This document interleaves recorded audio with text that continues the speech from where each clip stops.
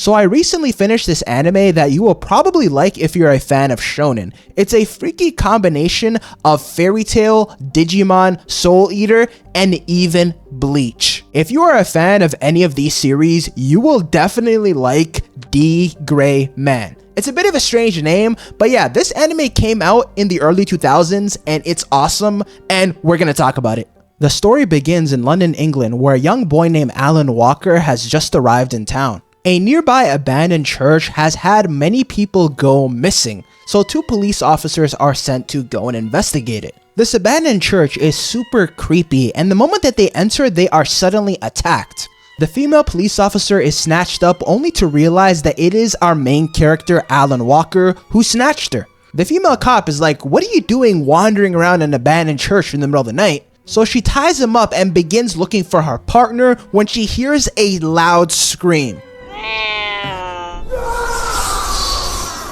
Yep, her partner is dead. He has spots all over his face and then he just suddenly explodes. So there's some weird fumes that come from the body, and this caused the female cop to just pass out, and they both end up in the police station, where Alan Walker is questioned for the murder of the male cop. I mean, I would accuse him of murder too. Just look at his hand, it's all red. It looks like there's blood on it, like, ew. But that's when Alan Walker explains who is really behind this murder. It's something called an Akuma. It's kind of similar to a demon, and it grows stronger and it evolves by killing humans. The reason why Alan Walker knows so much is because he's an exorcist with an anti-Akuma weapon planted in his hand capable of killing Akuma. So now it gets pretty interesting. Inside the home of the female cop is this creepy looking guy called the Millennium Earl. He's the cause of all of this, the cause of all the Akuma, and he's sitting there chatting to the female cop's brother. Bro, just look at the size of this villain. He's absolutely massive. He's the same shape as Blackbeard from One Piece. I just love it. He's somewhat creepy and somewhat funny. This is like the best type of villain designs in my opinion. So then Alan Walker somehow finds the female cop's bedroom. No, he's not a creep. There's actually a good reason. Her brother is an Akuma. He starts freaking out. Mark, are you okay? And this isn't your typical, seniors, I miss my pill type of thing. No, he's actually a straight up demon. So even though the show takes place in the UK, these Akumas are pretty American because they're loaded up with machine guns.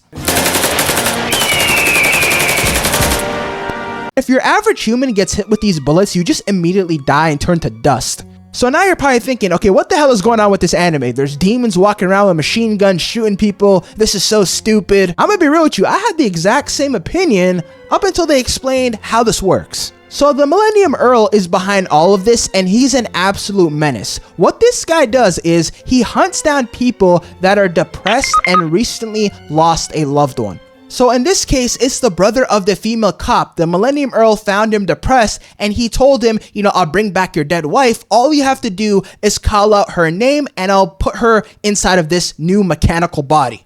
So when he calls out his wife's name, it's not what he expected because the Millennium Earl is straight up evil. Claire! Why did you do it? Turn me into an Akuma! I order you to kill this man.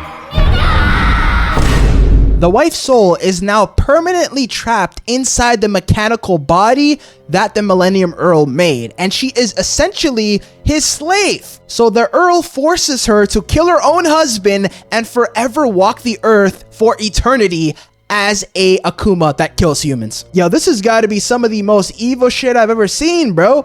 This guy is rotten to his core. Oh yeah, and it's actually canon that he hates fat jokes. So if you call him fat, he might just turn you to an Akuma. Alright, so let's get back to the story. A bunch of cops come to the scene to try to save the day, I guess. And that's when they're all just blasted by the Akuma. The Akuma goes full auto.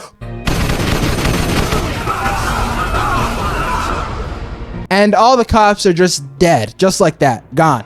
But that's when our boy, the GOAT, Alan Walker, comes to save the day and activates his special ability, his innocence that's planted inside of his hand. His freaky little hand activates and he just one-shots the Akuma. And then we have this little sentimental moment where the soul of the wife is freed. And yeah, it's pretty awesome. The first episode of dgrayman really does a good job of setting up the show because it showcases how evil the Earl is, like how really rotten this guy is, and also what type of vibe you can expect, because as you saw in the first episode, you know, the cops just died, they didn't come back. This ain't fairy tale, you know, people are going to die. Man, there is a lot of good things you can expect from the show. I think it was around like episode 5 or 6, like my eyes were genuinely watering because of just how emotional some of the scenes were and how like good the writing was. Also, the world building is extremely good in the show as well because they go around all different parts of the world and you get to see different branches of the Black Order. The Black Order is similar to like any other guild you see in various animes, you know, like Fairytail and Fairytail, the Black Bulls in Black Clover, the Gote 13 in Bleach. Now, the only critique of the series I could really give is the power system. It's really not as good as more modern series like Jujutsu Kaisen, where they have like the rule-based system where everybody kind of follows those rules and it's very consistent. The power system is more similar to something like Fairy Tail, where characters just suddenly get power-ups, but at the same time, it's not just out of thin air. Like, what I'm trying to say is it still makes sense whenever they do get power-ups. So when you watch this show, you will see a lot of the similarities I was talking about in the intro. Like, some of the Akumas name their attacks before they shoot them, and some of them also goof around, so it's very similar to Digimon. And also, the transformations that Alan Walker has are very similar to Bleach, you know, with his different forms and the meanings that they have. They're both laid back MCs. They're not really loud like someone like Luffy or Asta. But yeah, man, that was a dgrayman episode 1 explanation recommendation. I just finished this series like 2 weeks ago and it was amazing. I'm currently about to read the manga. The anime has 103 episodes, but I do suggest you skip all the filler because it's an older anime. There's like 25 filler episodes. But before you go, do me a favor and like the video and let me know down below, are you going to check out this series? And if you have, comment down below what were your thoughts on it.